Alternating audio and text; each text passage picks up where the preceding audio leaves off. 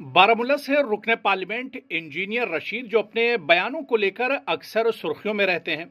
हालांकि इन दिनों तो इंजीनियर रशीद दिल्ली की तिहाड़ जेल में है, उन पर यूएपीए लगा हुआ है, जिसके चलते वो दिल्ली की तिहाड़ जेल में सजा काट रहे हैं, तिहाड़ जेल में है।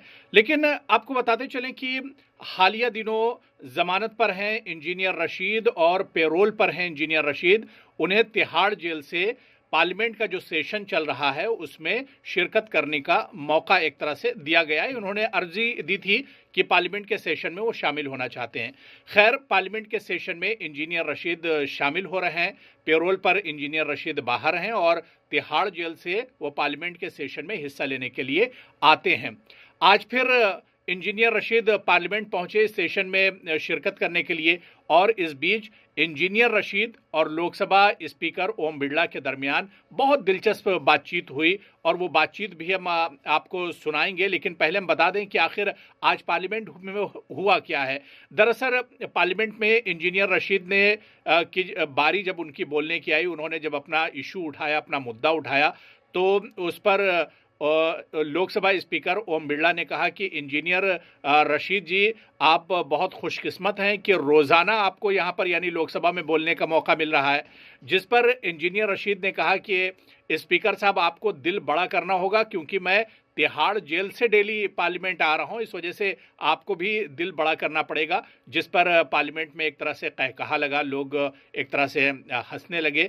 और इसके बाद फिर इंजीनियर रशीद ने एक मुद्दा रखा जो बहुत अहम मुद्दा था, ख़ासतौर से कश्मीर के लिए और कश्मीर के जो पहाड़ी इलाके हैं वहाँ के लिए। इंजीनियर रशीद ने कहा कि आमतौर से एक जो बहुत इम्पॉर्टेंट इशू है जो आम लोगों से जुड़ा हुआ है वो ये है कि कश्मीर में हालात 6 महीने मौसम ख़राब रहता है और 6 महीने मौसम अच्छा रहता है, और जब मौसम ख़राब होता है और जब बर्फ़बारी होती है तो उस वक्त जो एयरलाइंस कंपनियां हैं, जो जहाज़ की जो कंपनियां हैं, वो एक तरह से किराया बढ़ा देती हैं, और सिर्फ किराया नहीं बढ़ाती हैं बल्कि किराए में इतनी ज़्यादा बढ़ोतरी कर देती हैं जिससे पैसे वाले तो पैसे वाले, आम लोगों की एक तरह से कमर टूट जाती है और वो एक तरह से नहीं पहुंच पाते हैं। इंजीनियर रशीद ने अपने इस बयान में एक वाकया बताया। उन्होंने कहा कि कुछ दिन पहले उनके एक हलके में जब वो एमएलए हुआ करते थे, वहाँ पर 2 बच्चों के कुएं में डूबने से मौत हो गई थी और उनकी बॉडी को जहाज़ से इमरजेंसी में ले जाना था। उस वक्त भी बहुत ज़्यादा चार्जेस एक तरह से लिए गए थे। इंजीनियर रशीद ने कहा कि इस पर सरकार को ध्यान देना चाहिए कि जो एयरलाइंस कंपनियां ब्लैकमेलिंग करती हैं और जो ओवर चार्जेस जो होते हैं वो एक तरह से वसूल करती हैं, इस पर सरकार को ध्यान देना चाहिए ताकि एक आम आदमी भी जहाज़ में सफ़र कर सके। हालांकि इस पर लोकसभा स्पीकर ने चुटकी ली। उन्होंने कहा कि इंजीनियर साहब, आप कहाँ हैं, अब तो एक आम आदमी भी जहाज़ में सफ़र कर रहा है।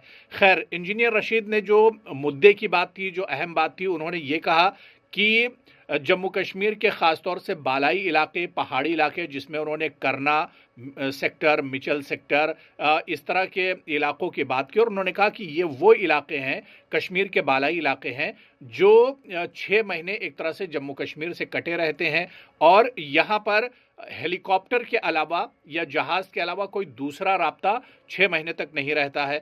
और हेलीकॉप्टर सेवा अगर होती भी है तो उसके जो चार्जेस होते हैं इतने ज़्यादा होते हैं, उसका किराया इतना ज़्यादा होता है कि एक आम आदमी बर्दाश्त नहीं कर सकता है। इंजीनियर रशीद ने कहा कि मिशेल हो या फिर करना सेक्टर हो या इस तरह के जो इलाके कश्मीर से बर्फ़ के मौसम में जो एक तरह से कश्मीर से कट जाते हैं, यहाँ के लिए बाकायदा एक हेलीकॉप्टर सर्विस होनी चाहिए। लेकिन ये सर्विस कम पैसों में हो और ये सर्विस इस तरह की हो कि इसके चार्जेस इतने हो कि एक आम आदमी भी, एक मिडिल क्लास आदमी भी अगर इसमें सफ़र करना चाहे तो वो उसके हद में एक तरह से होना चाहिए। तो एक अच्छी हेलीकॉप्टर सर्विस हो और इस सर्विस के जो चार्जेस हो बहुत नॉमिनल हो, बहुत कम चार्जेस इसके रखे जाएं ताकि एक आम आदमी भी इस सर्विस का एक तरह से फ़ायदा उठा सके। यहाँ पे कहा गया कि डिमांड एंड सप्लाई एयरलाइंस वालों का आर्गुमेंट है। इंजीनियर साहब, ये भी बताओ, आपको रोज मौका मिल रहा है, कल भी मिल गया, आज भी मौका मिल गया। शुक्रिया सर, आपका बहुत बहुत शुक्रिया। तिहाड़ जेल से आ रहा हूँ तो इसलिए आपको दिल बड़ा करना पड़ेगा, क्या करें, मेरे दिल पर क्या गुजरती है मैं ही जानता हूँ। थैंक यू सर, शुक्रिया। तो मैं सर ये अर्ज़ कर रहा था मैं एक इंटरेस्टिंग चीज़ आपको बताता हूँ। यहाँ पे सही हमारे साथियों ने कहा कि जब फेस्टिवल सीज़न हो या कोई इमरजेंसी हो तब किराया बढ़ता है, तो वो एक उसमें अपना लॉजिक देते हैं कम ये एयरलाइंस वाले। लेकिन कश्मीर के बारे में, JNK के बारे में, वहाँ पूरे 12 महीने इमरजेंसी रहती है। मैं बताऊँगा सर कैसे। जैसे ही अभी आज मार्च है, टूरिस्ट सीज़न शुरू हो गया, तो वो बहाना लेके किराया ऊपर चढ़ता है। फिर अगर हम ये एक्सपेक्ट करें कि सर्दियां आएंगी, किराया बढ़ेगा, लेकिन फिर वहाँ बर्फबारी होती है, फिर वो बहाना करके उससे डबल किराया चलता है, तो पूरे 12 महीने वहाँ पे इमरजेंसी रहती है। तो there is a lot of need to regulate airfares, जो सब ने कहा।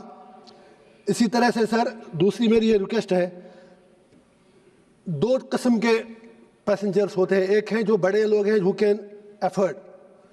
दूसरा सर आम आदमी, वो तभी जाता है जहाज़ में जब उसको कोई इमरजेंसी हो, मोस्ट ऑफ द टाइम्स। लेकिन उस वक्त अचानक उसका किराया बहुत ज़्यादा ऊपर होता है। जैसे अभी सारे साथियों ने कहा, अब तो रशीद साहब जमाना परिवर्तन हो गया है सर। एयरपोर्ट पे अब सामान्य व्यक्ति भी जाने लगा है। हाँ, गलत तो नहीं कह रहा मैं? अरे सर कोई नहीं जनाब। तो मैं सर ये अर्ज़ कर रहा था, थैंक यू सर। तो मैं ये रिक्वेस्ट कर रहा था सर कि एक आम आदमी को तब जहाज़ की ज़रूरत पड़ती है जब बहुत ही ज़्यादा इमरजेंसी हो। हमने खुद देखा है, मतलब मेरे इलाके में एक बार 2012 में मैं वहाँ MLA था, तो हमारे बंगाल के 2 मज़दूर काम करते करते उनका देहांत हो गया, वेल में गिर गए। उनकी डेड बॉडी को लेने के लिए लगभग 5-6 गुना किराया हमें ज़्यादा देना पड़ा। तो कम से कम ऑनरेबल मिनिस्टर साहब यहाँ हैं, इनसे हमारी रिक्वेस्ट ये है, इन केस ऑफ ट्रेजिडीज़ उस वक्त एयरलाइन उसमें नफ़ा ना कमाएँ। कम से कम किसी की डेड बॉडी घर पहुँचाने के लिए भी अगर उसको तड़पना पड़े, क्या करेगा आम आदमी। इसी तरह से सर जो एयरपोर्ट्स पर खाने पीने की चीज़ें हैं, बाहर आप चाय का कप 100 रुपये में पी लें, वही अंदर आपको 1000 में बनेगा। उतना भी कौन सा तूफ़ान है कि सारा कुछ अब एक तरफ हम कहते हैं आम आदमी की सरकार, आम आदमी के लिए सब कुछ है, तो उसको देखने की ज़रूरत है।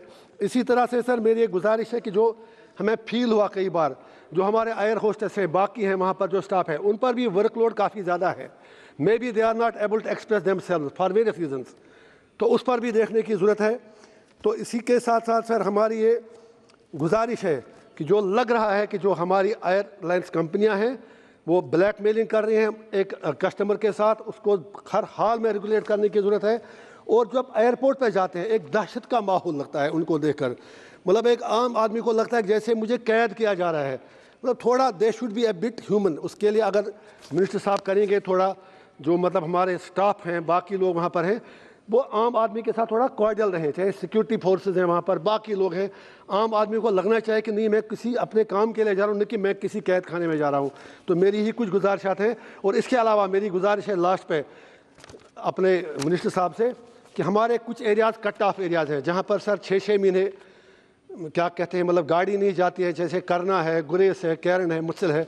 तो उन जगहों के लिए हेलीकॉप्टर सर्विस रेगुलर बेसिस पे अगर चली जाए बहुत मेहरबानी होगी, कम से कम 6 महीने के लिए जब बर्फबारी होती है। इस पर ज़रूर एक कंसिडर करें फॉर करना, कैरन, मुत्सिल एंड गुरेस।